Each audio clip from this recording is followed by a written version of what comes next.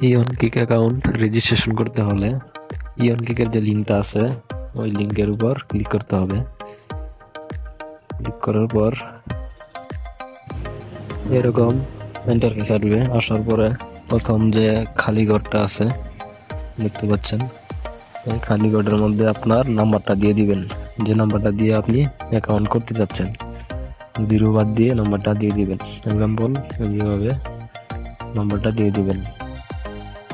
দিয়ে দেওয়ার পর দেখেন সেন্ড লেখা আছে, এটার উপরে ক্লিক করবেন। ক্লিক করার পর ভয়েস কলে অথবা মেসেজের মাধ্যমে কোড আসবে, কোডটা এই জায়গায় বসিয়ে দিবেন। বসিয়ে দেওয়ার পর নিচে দেখেন সাবমিট লেখা আছে, এই যে সাবমিট লেখা, এটার উপরে ক্লিক করবেন। তারপরে এরকম ইন্টারফেস আসবে, দেখবেন এটা হলো আপনার লগ ইন পাসওয়ার্ড। এটা আপনি স্ক্রিনশট দিয়ে রেখে দিবেন এবং কাউকে দেখাবেন না। তারপর বুঝতে পেরেছি লেখা, এটার উপরে ক্লিক করবেন। তারপরে যে লগ ইনে ক্লিক করবেন। ক্লিক করার পরে দেখেন ভেরিফিকেশন কোড দেখা যাচ্ছে, এই কোডটা এই জায়গায় বসিয়ে দিবেন। এই জায়গায় বসিয়ে দেওয়ার পর এই ফুটবল দেখতে পাচ্ছেন, এটা ধরে ডান দিকে টান দিবেন।